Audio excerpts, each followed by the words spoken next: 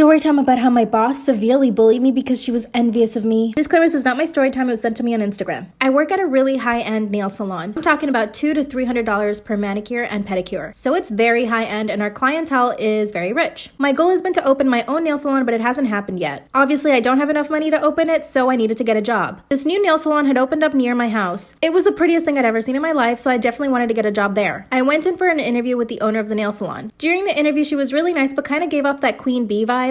Like, she was the popular girl and she didn't want anyone else to be popular or pretty. I got a call from her a week later and she asked me if I could do her nails to see how well I did. And when I did her nails, she was impressed. She said that I was really good and that I was hired immediately. I started working and within the first month, I had the biggest clientele list. A lot of clients were asking for me to do their nails. And when other clients heard the other clients ask for me, they also started asking for me. You know, word of mouth. I was extremely proud of myself. Not only was I making a lot of money, but I was actually building a clientele base that really loved my work. Don't get me wrong, the other girls at the salon were actually really good, and so was the owner. If we were really busy, sometimes the owner would pick up any walk-in clients. And one of the walk-in clients came in and asked specifically for me. The owner told her that I was busy and that she would do her nails. That's when the girl said that she would come back whenever I was available. My boss quickly snapped at the girl and told her that she was just as good as I was. The worst part was that she said it loud enough so that everyone in the salon could hear her. The client clearly felt uncomfortable but agreed to it anyway. Later that day on my break, I could hear my boss talking in the kitchen. I decided to wait outside and see what she was saying. Sure enough, she was talking about me and telling one of the other girls that I thought I was too pretty for this job and that I didn't have any experience. She also said that I probably just watched YouTube videos in order to learn. Number one, I have 10 years of experience. And number two, it doesn't matter if you watch YouTube videos as long as you're learning. This obviously hurt my feelings and I tried not to cry. Then I realized that she did it on purpose. She was speaking really loudly and she knew that I was about to go on break. That's when I realized that she was definitely trying to bully me. The following day, I get a phone call from her telling me that I should stay home. When I asked her why, she said that she hired a new girl. And she said, in fact, don't come at all this week. And she basically hung up on me. Part 2 is up.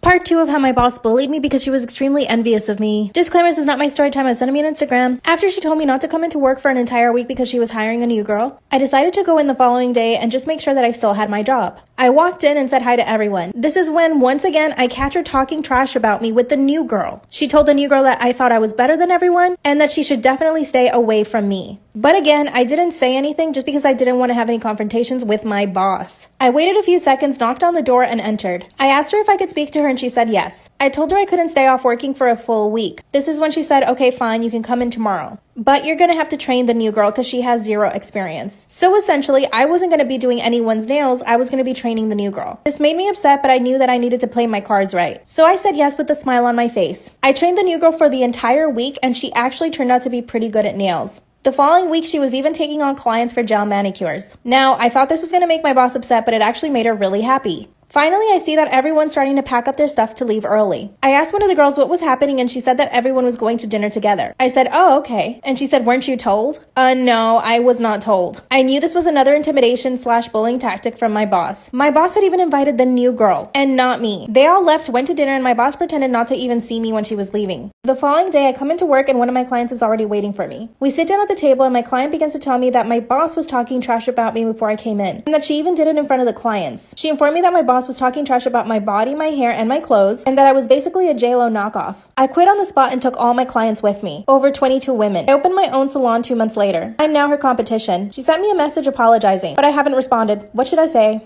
Story time about how my mom planned to kill me. Yes, I said my mother. So a little background information, I was 16 years old and I was in 11th grade. Now, it's not like my mom hated me my whole life, because there was a time whenever she was super happy and she did really love me. Well, it all started whenever my dad had left her. She went into this deep depression. She quit her job. She wouldn't get out of bed in the morning. She stopped cooking, stopped cleaning, and she always blamed me because she thought it was my fault that our dad left. When in reality, my dad still texts me all the time asking how I'm doing. All of a sudden, a flip switch, my mom started cooking again, going to work. I never really ate her food because it low-key looked weird. But one day I came home from school and saw her putting rat poison in my food. And I wish I was kidding. But she's fucking crazy. So I said hi, but she didn't answer me. So I tapped her on the shoulder. She turned around and put a knife up to my neck. I ran out the door, called the police. They arrested her, and now I am happily living with my father and my non-crazy A few years ago, I lost control of my car while driving down a super steep, super icy hill, and at the bottom of the hill, there were all these cars piled up that had crashed into each other because they had also lost control. And I thought, I don't want to hit the people, so I'm going to drive into that person's yard and hit their tree. But the one time in my life that I tried to jump a curb on purpose, my car was like, nah. And I bounced off the curb, spun around on the ice, and then slammed back into the curb, facing uphill on the wrong side of the road. I was like, I'm alive! And then I saw a huge truck, you know, the kind with the love handles on the side. He was barreling down the hill, also out of control, straight towards me. And I was like, oh no, I'm dead. I remember specifically thinking, I didn't think I'd go out this way. But the truck had the same thought process I did, and he jumped the curb, slammed into the tree. And ever since that day, I have been scared of driving in the snow. My whole family makes fun of me for it. They were making fun of me for it last winter. We were all having dinner together, except for my youngest brother who was out snowboarding. And he called us from the ski resort place, and he said, I have been injured, and I want Katie to come pick me up. And of course, my mother was like, help is on the way, dear. And he said, no, I want Katie to come pick me up. I said, oh, Mom, he probably just doesn't want to take you away from the family on Christmas. But on the inside, I was like, ha-ha, losers. Who did he pick? Me. Not you, not Hermione, me. Who's the favorite sister?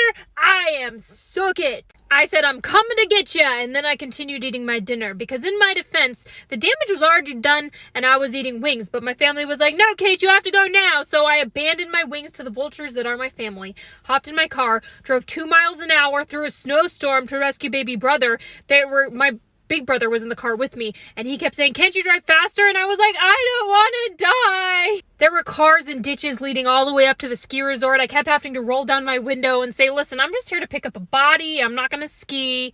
We get baby brother, we take him to the ER, and I said, I'm really flattered that you picked me out of the whole family to come pick you up. And he said, oh, I just know you drive the slowest in the snow, and you'd be the least likely to panic and die coming to pick me up.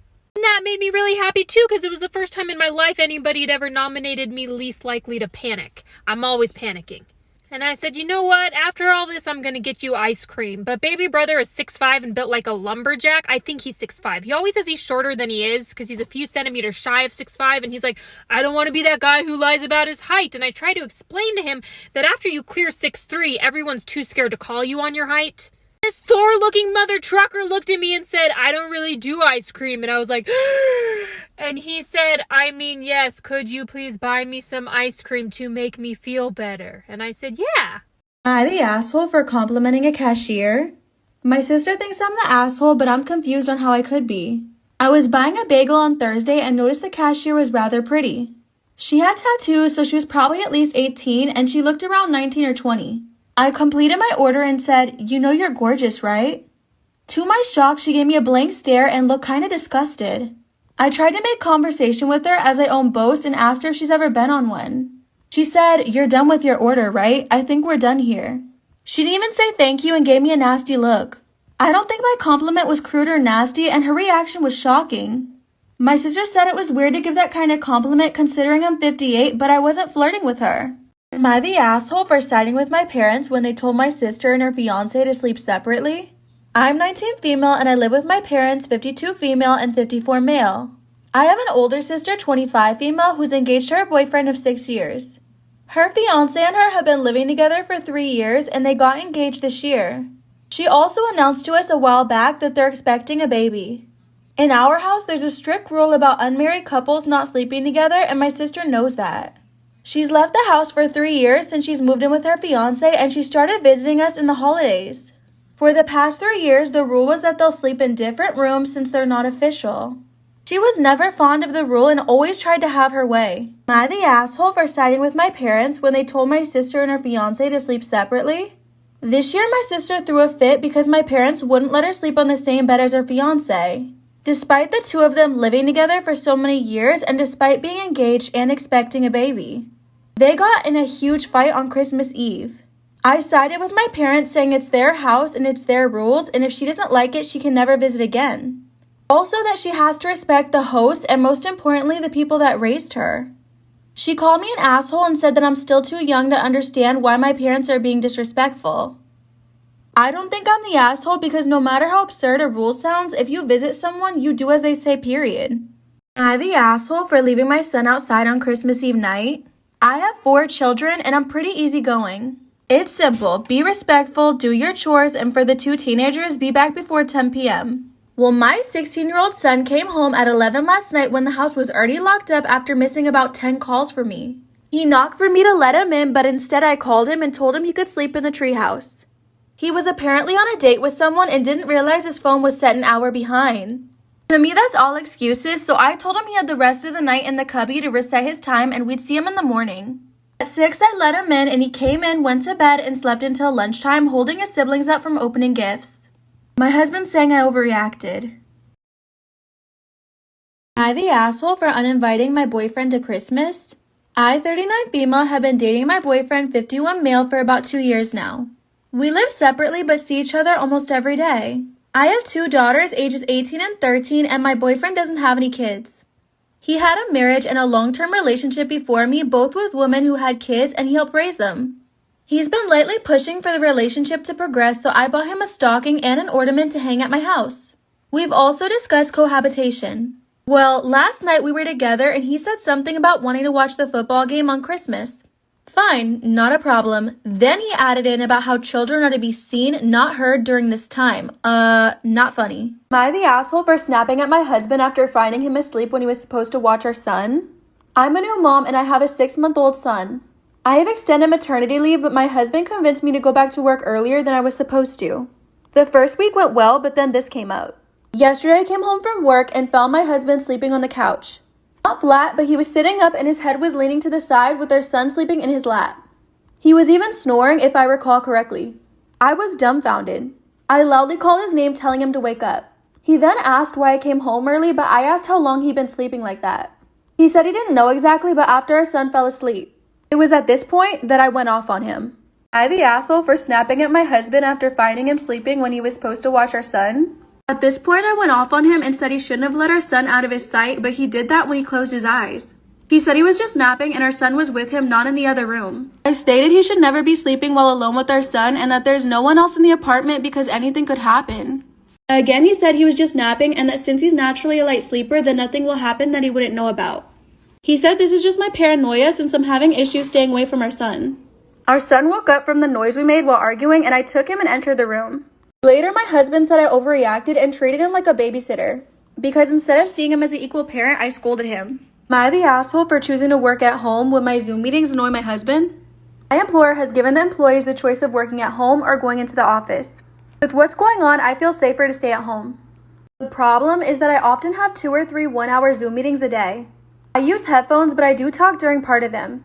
I close the door, but the noise bothers my husband, who is in the other room. He's home all day because he's unemployed. He says I'm selfish to stay at home and bother him when I could choose to go to work in the office, and weighs my health concerns as paranoid. I do feel guilty because he gets really upset by the noise and says it's hard for him to focus on stuff he's reading when he's hearing me talk. Am I in the wrong? Should I go into the office a few days a week? I was trying to put my friends' kids to bed and they were not having it. They were running around like, ah! And I was like, come on guys, let's go to bed. And they were just ignoring me. And so I remember this trick my mom used to do when I was little where she would say, okay, I'm closing my eyes and I'm counting down from 5. And when I open my eyes, everybody better be in bed. And so I tried it. I told them that's what I was going to do. And I said, when I open my eyes, everybody better be in bed or else. So I counted down. I opened my eyes. I could hear their feet the whole time just going boom, boom, boom towards their rooms. And I was so relieved when I opened my eyes and they were in bed because that was my last move. I don't have any other parenting moves. I don't know how to parent. I don't know what or else meant. I don't know what they thought I was going to do. Like if I had opened my eyes and they were still standing in front of me, I would have just been like, damn it. Not even that, because I can't curse in front of children, or I try not to. I also try not to say any curse adjacent words because you can get in trouble for those too. One time I was with a different friend's kids and I said freaking in front of them and the son looked up at me and he said, that's a bad word and you're not allowed to say it in front of us ever again. And initially I wanted to defend myself and be like, freaking's not a bad word. But instead I figured that maybe their parents had taught them it was a bad word, which they had. And so I got really apologetic and I was like, I am really, really sorry. That was a bad word and I will never say it in front of you again. So nothing even close to that. If I had opened my eyes and they were still in front of me, I would have been like, that was it. That was my last move. The revolution has been successful. You may stay up till midnight and brush your teeth with sugar. Story time. My best friend slept with my boyfriend on my birthday. So a little background information. I was 16 and a sophomore in high school. Well, I had this best friend who we are going to call Sarah. Her and I became super close over the summertime, but she was like on and off best friends with this other girl who we're gonna call Mackenzie. But I had this boyfriend who I was also really on and off with. And Sarah knew about all the problems within our relationship. Well, I guess I underestimated how close Sarah and Mackenzie were, because everything that I told Sarah, she went back and she told Mackenzie. And not to mention, Mackenzie was really close with my boyfriend. So of course, she told my boyfriend everything that I was saying. This ended up causing a huge fight between my boyfriend and I. Well, the night before my birthday, my boyfriend and I were going back and forth arguing, and around 12 a.m. on my birthday, I forced myself to fall asleep, and at around 1 a.m., I woke up to 20 Snapchat notifications, all from my boyfriend. And when I opened them, I saw the worst thing ever. Like for part 2. Part 2 about how my best friend slept with my boyfriend on my birthday. So like I said, I woke up at around 1 a.m. to 20 Snapchat notifications from my boyfriend, and I saw the absolute worst thing ever. The first 5 notifications were just him calling me names, and then all the other ones were just him doing stuff with my best friend. And you guys can already guess what I mean by doing stuff. So at this point, I was heartbroken, I was pissed off. But of course, because I gotta have the receipts, I went and took a video off my sister's phone of everything that he sent me. In the morning, I woke up to a text from an unknown number, and it turned out to be my boyfriend's best friend saying that him and Sarah were now together. So my boyfriend asked me to meet up and apologize. So I met him at this park, and he apologized to me, telling me that he wanted to get back together with me. But I told him to KMA, and I left. Then Sarah came to my house and keyed my car, and then we fought on my front lawn. And then after that, she was texting me about how she was coming back to my house. Like for part 3. Part 3 about how my best friend slept with my boyfriend. So like I said, she came to my house and she keyed my car.